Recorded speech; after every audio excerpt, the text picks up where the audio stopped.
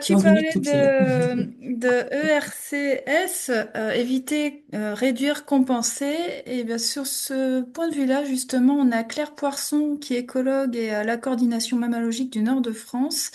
Et on parlait tout à l'heure dans les commentaires de couloirs de migration. Et bien, justement, je vous propose l'intervention donc de Claire. Claire, est-ce que tu as branché ton micro? Oui, est-ce que vous m'entendez? Oui, on t'entend très bien, Très merci bien, beaucoup. parfait. Et ben, merci d'être là. Alors, eh ben, merci à vous de m'avoir invité à parler. Et oui, du coup, ça s'enchaîne plutôt pas mal parce que moi, je reprends sur un petit rappel sur le contexte réglementaire dans le cadre de la mise en place de grands projets qui ont des impacts sur l'environnement. C'est dans la loi de 2016 pour la reconquête sur la biodiversité qui définit la séquence ERC, donc qui était mentionnée juste avant, avec un objectif à long terme d'absence de perte nette, voire de gain de biodiversité à la suite de l'implantation du projet ou des mesures qui vont avec. Et il y a une obligation de résultat associée aux mesures de compensation, c'est-à-dire qu'elles doivent être mises en place et elles doivent être efficaces et effectives pendant toute la durée des impacts. Très rapidement, donc je ne vais pas passer trop longtemps dessus puisqu'on en a parlé avant. D'abord, la première étape de la séquence ERC, c'est de éviter, donc en principe, éviter toute atteinte à l'environnement, donc que ce soit en privilégiant des alternatives techniques ou bien en déplaçant le projet dans le temps ou dans l'espace, donc en le faisant ailleurs ou en le faisant à un autre moment. Quand ces impacts, une fois que cette mesure a été mise en place et qu'il reste des impacts négatifs qui n'ont pas pu être évités, il faut les réduire au maximum. Donc ça peut être avec des dispositifs temporaires, que ce soit technique pour limiter les impacts sur un groupe donné à un moment donné, ou une adaptation des travaux, du calendrier, phaser les travaux avec les besoins biologiques des espèces. Et si après ces deux étapes-là, il reste encore un impact résiduel qu'on quantifiera de mesurable, de notable, d'important sur la biodiversité, il faudra mettre en place des mesures compensatoires, comme ça a été dit juste avant. Et cette séquence est appliquée à la fois pendant les phases de travaux et aussi pendant les phases d'exploitation du projet, donc du parc en question. Dans ce cadre-là, il y a quelques années, il y a eu un programme d'INCRISC qui consiste à faire une levée des risques environnementaux liés à l'implantation du parc éolien. Donc là, je parlerai pour celui de Dunkerque, avec un gros travail de recherche d'informations bibliographiques dans un premier temps, et ensuite il y avait des rapports de suivi, des études de terrain de suivi. Mais là, nous, on a intervenu surtout dans la synthèse bibliographique. Alors, c'était avec plusieurs autres structures, le groupe ornithologique du Nord, l'Institut Pélagiste, le CNRS, et donc la coordination mammalogique, pour essayer un petit peu de lister ce qui était connu sur les impacts des parcs éoliens sur la biodiversité, aider à cerner les impacts en question, à prendre les bonnes décisions et donc à proposer des solutions, des mesures de compensation, des mesures de réduction adaptées dans le cadre de ce projet. Alors pour les oiseaux, c'était pas ma partie, mais je vous ai remis quand même un petit focus dessus, même si je suis pas spécialisée sur les oiseaux marins. Très rapidement, donc la France est quand même un couloir de migration important pour les oiseaux, que ça soit par l'axe de la vallée du Rhône ou le long du littoral atlantique. Et la région Nord-Pas-de-Calais, c'est un carrefour géographique de migration avec des oiseaux qui viennent à la fois des pays du nord, nord-ouest de l'Europe, qui longent le littoral, et aussi des oiseaux des îles britanniques qui traversent au niveau de la Manche mer du Nord pour rejoindre l'Afrique. Et le détroit du Pas-de-Calais est suffisamment réduit pour qu'ils n'aient pas trop longtemps à voler en mer, même si ça ne les dérange pas tous. Très très rapidement, dans le cadre de cette analyse, il y avait eu un croisement de beaucoup de données biologiques sur les espèces. Donc, pour chaque espèce d'oiseau, une définition d'un indice de rareté de l'espèce dans la région, de hauteur de vol, de vulnérabilité du fait de la hauteur de vol par rapport à des éoliennes, des notes sur la représentativité de la région en période d'hivernage, en période de migration, en période de reproduction, des notes de sensibilité aux collisions, etc., etc., qui ont toutes été croisées, analysées, pour obtenir au final des notes, un maximum ou une note moyenne, pour caractériser le risque qui concerne ces espèces dans le cadre de l'implantation d'un parc éolien en mer. Je peux passer.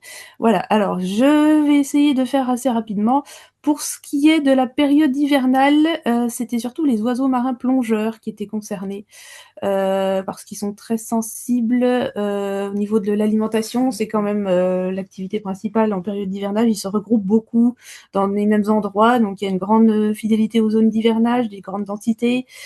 Si le parc est implanté et qu'ils doivent éviter la zone, ça constitue par exemple une perte dans les ressources alimentaires. Et il y a certaines espèces qui sont très sensibles à la présence des éoliennes, par exemple simplement le fait qu'il y ait une grande structure verticale dans la mer. Donc là, des espèces qui étaient citées, il y avait les plongeons, les grèbes, les macreuses, comme celle qui est en photo. On aurait pu aussi citer le fou de bassin qui était concerné. Alors, il me manque juste le début. Pour ce qui est de la période migratoire, on avait les espèces comme les goélands, les mouettes et les sternes, qui étaient aussi sensibles aux dérangements par effet barrière du parc, c'est-à-dire il y a un gros parc tout d'un coup dans leur voie migration connue, donc elles sont obligées de les contourner, ça augmente les distances de vol, ça augmente donc la dépense énergétique des oiseaux, et il y a certaines espèces comme les sternes qui ont tendance à voler à hauteur de pales, et donc qui peuvent être plus, par exemple, sensibles au risque de collision en traversant le parc éolien, pardon. Et en période de reproduction, les enjeux sont modérés à fort selon les espèces qui sont considérées. Là, en l'occurrence, c'est surtout les espèces nicheuses côtières, forcément celles qui nichent sur les côtes et qui prospectent en mer pour trouver de la nourriture. Donc il y a la mouette tridactyle, par exemple, des sternes et des goélands. Et là, les impacts sont surtout dirigés en termes d'évitement de la zone, si elles doivent contourner le parc, par exemple, pour trouver de la nourriture ailleurs. Il y a une augmentation des dépenses énergétiques, peut-être plus de temps pour trouver à manger, des allers-retours plus fréquents avec la colonie, une dépense énergétique importante, et donc ça réduit l'accessibilité, et au final, peut-être, ça réduit le succès reproducteur. J'avais repris juste un petit exemple pour vous illustrer le travail qui avait été mené sur les oiseaux. La sterne Kojek, par exemple, il y a une colonie au Platier d'Oie et une colonie en Belgique à Zeebrugge. Donc c'est les petits points qui sont indiqués. En orange, c'est le rayon moyen d'activité de l'espèce quand elle va chasser, par exemple, promener des poissons aux jeunes. Donc c'est autour de 12 km. Donc c'est la petite zone orange. Et en jaune, on a un rayon maximal avec un grand rayon d'activité des espèces. En petit bleu clair au fond, là, c'est une ZPS, donc une zone Natura 2000. Et la zone en rouge, c'est la zone d'implantation potentielle du parc. Donc, on voit que, par exemple, là, l'impact, il sera pas phénoménal, il sera pas directement sur la colonie, mais il se situe quand même dans le rayon d'action des espèces. Et en plus, il y a deux colonies différentes qui sont forcément connectées, il y a des échanges. Donc, peut-être que ça va influencer sur les échanges de population. Donc c'est un exemple, c'est pas défini très fort, mais c'est un exemple qui peut arriver. Donc en résumé, en période d'hivernage, c'est surtout les oiseaux plongeurs qui sont le plus impactés pour surtout la perte de zones d'alimentation. En migration, c'est l'effet barrière, l'effet collision, donc aussi beaucoup d'oiseaux plongeurs, mais aussi beaucoup les sternes. Et en période de reproduction, c'est tous ceux qui sont nicheurs sur la côte, et c'est souvent les sternes aussi. Après, je passe à la partie sur les mammifères marins. Donc là, c'était déjà la coordination mammalogique, mais c'était mes collègues spécialistes du groupe mammifères marins. Dans le cadre de l'étude, ils ont mis en évidence surtout des impacts et des enjeux sur les cétacés et sur les phoques. Alors dans les cétacés, on a surtout le marsouin commun, qui est l'espèce la plus présente en Manche-Mer du Nord, qui utilise le secteur pour toutes les périodes de son cycle biologique, donc reproduction, alimentation, mise bas. Donc il y a un enjeu assez important sur la zone. Hop, pardon. Je vais Hop, passer. ouais. Voilà. Alors, pareil, j'essaie de faire assez rapidement. En phase travaux, il y a surtout, comme j'ai cru comprendre, parce que j'ai pas suivi toutes les interventions d'avant, que ça avait été évoqué, les bruits pendant les travaux, notamment pour les fondations en mer. Ça pouvait faire donc des bruits assez importants, et comme c'est une espèce qui est très sensible au niveau de son sonar, qui utilise le sonar, donc un peu comme les chauves-souris, pour se localiser, les bruits peuvent le perturber assez fortement. Ça peut provoquer donc des désorientations, des lésions auditives, éventuellement conduire à des échouages. Donc c'est un impact quand même important. L'espèce est très sensible parce qu'il est présent toute l'année. Et la période de reproduction, en période de reproduction, il est assez proche du littoral, donc tous ces paramètres mis ensemble font que il est quand même assez sensible aux impacts en période de travaux. Par contre, en phase d'exploitation, on n'a pas énormément de retours à l'heure actuelle sur ce qui se passe vraiment, parce que les parcs, il n'y a pas encore assez de retours sur les études biologiques à très long terme. On ne sait pas exactement. On estime que les bruits sont quand même moins importants, donc l'espèce devrait être moins impactée en termes auditifs, écolocalisation. Par contre, pour ce qui est de la modification des habitats, c'est encore pas très connu. On imagine que ça peut avoir un impact, ou pas forcément. On va le voir par la suite sur d'autres groupes. Vas-y. Voilà. L'autre catégorie, donc, c'est les phoques. Donc, on a un phoque gris à gauche sur la petite photo et un phoque veau marin, qui ne se reproduisent pas tout à fait aux mêmes périodes, mais qui sont tous les deux présents en Manche mer du Nord une grande partie de l'année. Tu peux passer. J'ai remis une petite carte un petit peu pour avoir une idée. On voit sur les côtes françaises, là, il y a des petits points qui ne sont pas extrêmement importants, mais qui grandissent d'année en année, d'une certaine manière. Et on voit qu'il y a des très grosses colonies en Europe du Nord et sur les côtes anglaises. Euh, Souvent, il y a des échanges de population entre le littoral français et le littoral anglais. Et quand il y a des grosses tempêtes, il y a des individus qui arrivent. Parfois, ils se trouvent bien, donc ils restent sur place. Et il y a des petites colonies qui se forment. Il commence d'y avoir de la reproduction à certains endroits. Et donc, ils sont tous plus ou moins sur nos côtes une grande partie de l'année. Tu peux passer. Ici, c'est un petit relevé rapide de déplacement de 12 phoques qui avaient été équipés de balises dans la baie de Somme en 2012-2013. Tous les traits de couleur que vous voyez, c'est le déplacement d'un phoque particulier. Et si vous arrivez à voir le petit triangle rouge qui est à peu près au-dessus de Dunkerque, là, c'est l'emplacement du futur parc éolien. Donc les individus se baladent quand même dans tout le littoral Manche-Mer du Nord très régulièrement. Et là, c'est pas sur une très grande période de temps quand même. Donc on voit qu'ils utilisent intensément la zone, que ce soit pour se déplacer ou pour chercher à manger.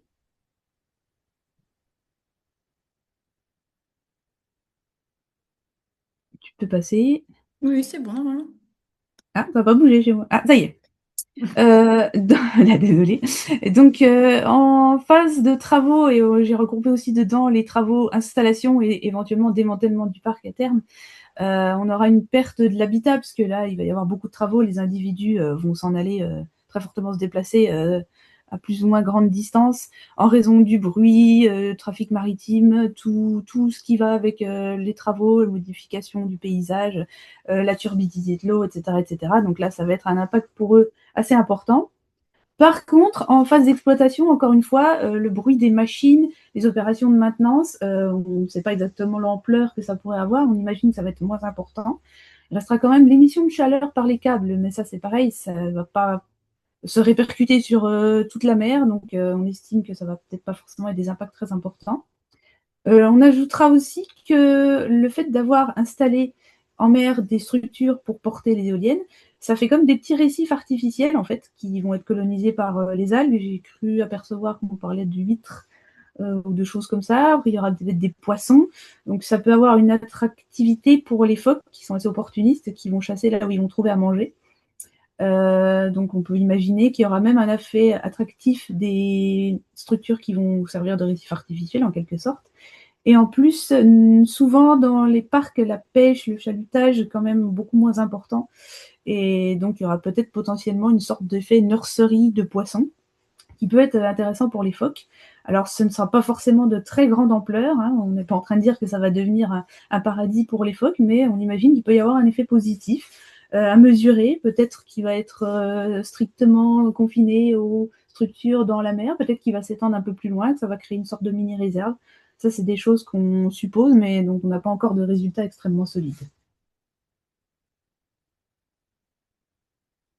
Dans le détroit du Pas-de-Calais, c'est un milieu qui est très dynamique, il y a une forte pression de pêche avec voilà, un hydrodynamisme élevé, donc c'est ce que je disais, voilà, bon, je vais aller un petit peu vite. L'effet récif, l'effet d'aubaine du récif est possible, mais l'ampleur n'est pas connue, ça pourrait être seulement localisé aux fondations, et de toute façon, s'il y a des effets, ça ne compensera pas la perte d'habitat à plus large échelle. Mais tout ça, c'est des choses qui sont en cours d'étude dans les parcs existants et qui seront étudiés dans les futurs parcs. Donc là, très simplement, on estime que les impacts sur les mammifères marins, quels qu'ils soient, vont être surtout concentrés en phase de travaux avec tout ce qui est bruit et perturbation de la qualité de l'eau, mais qu'en phase d'exploitation, il y aura un effet peut-être moins important, voire localement positif. Sur la troisième partie, sur les chiroptères, donc ça c'est celle pour laquelle je me suis un petit peu plus focalisée. Je ne vais pas faire trop dans le détail, mais globalement, les chiroptères ont un cycle de vie pendant lequel ils passent l'hiver au repos. L'été, ils se reproduisent dans les petites colonies. Et entre deux, il y a des périodes de migration, que ce soit au printemps ou en automne, souvent plus importantes en automne. Il y a des migrateurs à très longue distance, plus de 1000 à voire 2000 km. Là, je parlerai surtout de la sérotine bicolore et de la pipistrelle de Nathusius, qui sont celles qui vont nous intéresser le plus. Et il y a des migrateurs on va dire, à court moyen, qui font moins de 1000 km, et ceux qui sont plus ou moins sédentaires, donc on considère à moins de 100 km de déplacement, mais qui peuvent quand même passer en mer si ils la rencontrent pendant les déplacements. Ils ne vont pas être complètement rebutés par l'habitat marin. Voilà. Donc la pipistrelle de Nathusius dont je parlais tout à l'heure, en hachuré vert et jaune sur l'est, nord-est de l'Europe. On a les zones de reproduction principales de l'espèce. En rayures orange et jaune, on a les zones d'hibernation, les zones de présence aussi en été. C'est donc toute l'Europe, la France est dedans. On a très peu de colonies de reproduction qui sont encore connues. Là, il y en a quelques-unes, on voit sur la Bretagne et le centre, mais globalement, elles se reproduisent dans l'est de l'Europe. Et après, elles viennent en France en hiver. Et donc, les voies de migration, c'est assez terrestre, mais c'est quand même majoritairement sur les côtes Manche, mer du Nord. Donc, voilà, c'est le gros trait bleu, voilà, exactement.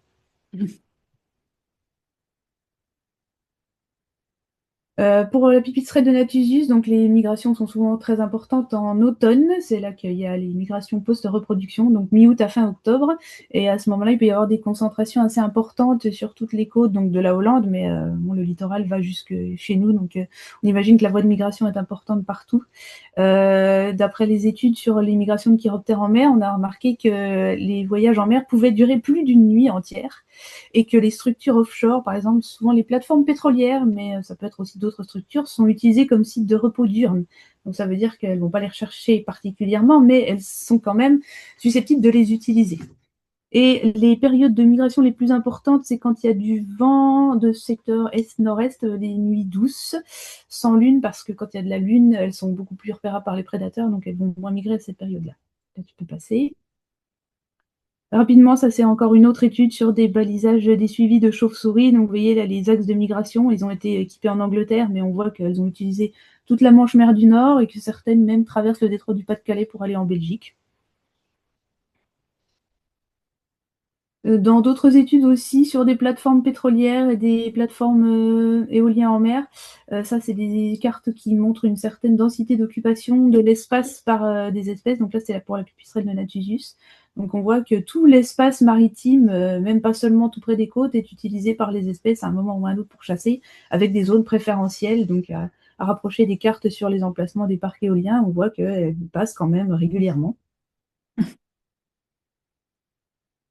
Avec aussi des flux migratoires, donc on ne connaît pas forcément toutes les directions ni l'ampleur entre à la fois l'Europe du Nord et notre côte, et aussi avec des échanges avec l'Angleterre. On sait par exemple que la pipistrelle pygmée, donc c'est la flèche rose, on sait qu'il y a des populations qui s'installent dans le Nord-Pas-de-Calais, qui est en train de coloniser la région, et on sait que c'est une espèce qui remonte du sud de la France, mais que dans le nord de la France, on sait qu'elles ont venu d'Angleterre, donc on sait qu'il y a des échanges très réguliers.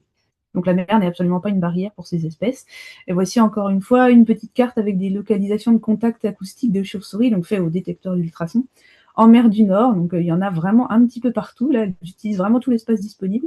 Et ça peut concerner 11 espèces, même si là, on est particulièrement focalisé sur la pipistrelle de Nathusius et la sérotine bicolore, qui sont des espèces migratrices à longue distance et qui passent souvent au-dessus de la mer. Passer. Donc voilà, je répète encore une fois, jusqu'à plusieurs dizaines de kilomètres des côtes, on peut les trouver au large des parcs éoliens en fonctionnement. Donc les structures offshore sont utilisées comme site de repos temporaire. La mer, c'est un couloir migratoire, c'est aussi un corridor de chasse. Que les plus grands mouvements de chiroptères, c'est souvent en migration automnale, donc après les la reproduction qui est un peu fin d'été, début d'automne. Et les nuits calmes avec des vents faibles, mais pourtant elles sont en déplacement assez important. Et à ce moment-là, les risques importants pour elles, c'est la collision, certes, mais le risque le plus important pour les chauves-souris, c'est le barotraumatisme, c'est-à-dire que quand l'éolienne tourne, la vitesse au bout de la pale est extrêmement importante. Il me semble, je crois, que c'est autour des 300 km/h. Et que quand un individu se rapproche de la pointe de la pale, ça crée une sorte de dépression de l'air. Et en fait, elle implose un peu de l'intérieur, les vaisseaux sanguins, tout explose, donc elle n'a même pas besoin d'entrer en collision pour être tuée par l'éolienne. Donc à ce moment-là, ce risque-là est extrêmement important. Et en plus, comme les cadavres tombent en pleine mer, si on n'est pas sur une petite structure, c'est compliqué de récupérer des cadavres, d'estimer les quantités de chauves-souris tuées. Donc les impacts sont très difficiles à évaluer, mais on sait qu'ils existent quand même et qu'en phase de travaux, ils seront donc assez faibles, mais plutôt assez forts en phase d'exploitation du parc. Donc là, on est un Et je petit vais peu te dans le faire cas inverse accélérer des un petit mammifères peu, marins. effectivement. Je suis arrivée à la fin quasiment, bah c'est bien, je suis presque à la fin. Tout ça pour dire que dans notre séquence ERC, si on l'applique dans un parc éolien, pour ce qui est de l'évitement, bah, en premier lieu, on choisira hors des zones Natura 2000, hors des couloirs de migration préférentielle des oiseaux, où il y a des zones vraiment de concentration importante. Si c'est pas possible, on peut aussi choisir d'éviter de mettre des structures vraiment verticales, bien perpendiculaires aux axes de déplacement, mais d'essayer de conserver des petites zones de transit entre deux. Pour ce qui est de la réduction, là, ce sera les adaptations de calendrier pour les travaux, ça c'est assez classique. Hein. Réduire l'attraction lumineuse des éoliennes. Et sur la compensation, là, je ne sais pas encore comment ce serait dimensionné, mais on peut imaginer de recréer des habitats de nidification à terre et de mettre en place des suivis écologiques à long terme. Sur les mammifères marins, alors là, sur les évitements, ce sera surtout sur les périodes de travaux, hein, pour eux, éviter de faire des gros bruits ou bien de vérifier la présence des individus à 2 km de la zone avant de lancer des grands travaux. Comme j'ai vu que ça avait été mentionné, il y a tout ce qui est dispositif répulsif acoustique et rideaux de bulles pour essayer de limiter la propagation des sons, en tout cas pendant les périodes de travaux. Et à long terme, on peut imaginer aussi suivre l'efficacité de ces mesures et puis éventuellement voir l'utilisation des animaux dans les zones, voir s'il faut restaurer des habitats marins, etc. Et pour les chiroptères, là, c'est un petit peu le contraire. C'est en phase de travaux, il n'y aura pas énormément d'impact, mais par contre, dans la phase d'exploitation, ça va être à long terme, ça va être très impactant. Mais là, je sais qu'il existe des dispositifs, par exemple, de bridage des éoliennes. Alors jusqu'à maintenant, c'était on bride pas. Maintenant, c'est couplé souvent à des dispositifs qui permettent de détecter les chauves-souris. Et quand il y a une détection, déjà, on repère les fenêtres météo qui favorisent la migration des chauves-souris. Ensuite, les dispositifs détectent les individus et ils peuvent brider les éoliennes plus finement que de dire bah, on l'arrête à cette période parce que c'est une période favorable, où ça se trouve, il ne passera pas d'individu parce que la météo n'était pas bonne. Et on peut imaginer que ce suivi-là peut permettre de voir si ça marche bien et si c'est efficace de réduire fortement la mortalité sur les chiroptères. Et là, voilà, j'ai réussi à tenir parfaitement. Et Merci beaucoup. bravo Claire, merci beaucoup. Et